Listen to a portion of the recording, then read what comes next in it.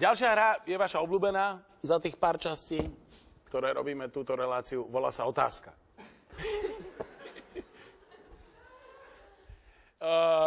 Richard, Igor, poďte vy dvaja začať, ale asi vás vystrieda niekto, pretože sa niekto asi pomýli, predpokladám. Asi jo. Ani se nesedej, Míšo, já nejdu. Téma znie. V kavárne sa majú stretnúť dvaja agenti. Jeden si však zmýli stôl a sadne si k miestnemu štamgastovi.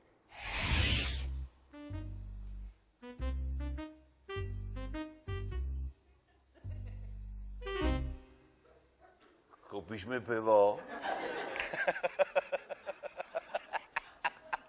Je orel dravý pták?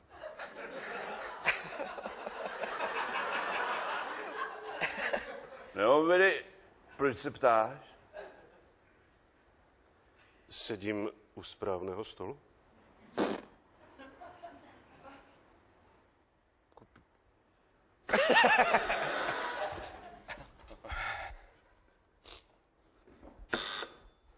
A jak to mám vědět? To jsem blbej.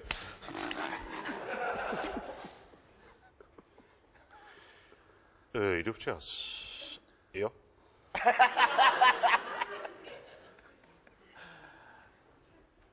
Vím já. A kdo jiný by to měl vědět? Víš, jak já jsem měl dětství. A víš, jaký měl dětství prezident Spojených států amerických? Kde to je? Nesmrdí to tady trošku průserem? Že by zase já?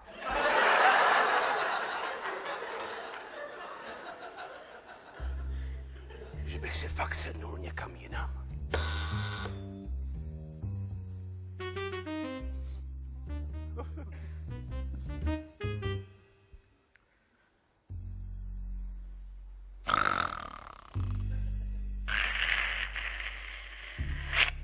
Spíte?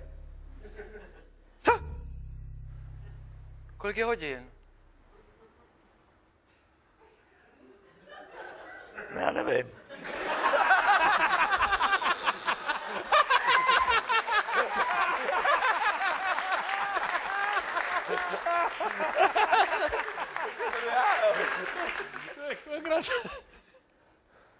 Proč to potřebujete vědět? A už jste mi to říkal? Myslíte? Neptal jsem se vás na něco? Nepůjčil bys mi 5 kilo? Nepůjčil bys mi aspoň 400? Myslíš, že mám prachy na rozdávání? Tak to bych se snad asi neptal, ne? Řekl jsem to dobře? Tak chceš to pivo, nebo ne? Jedno pivo? 2 by nebyly. Kolikrát denně si ožralé? To kdybych věděl. To kdybych věděl? Já jsem tě zkoušel.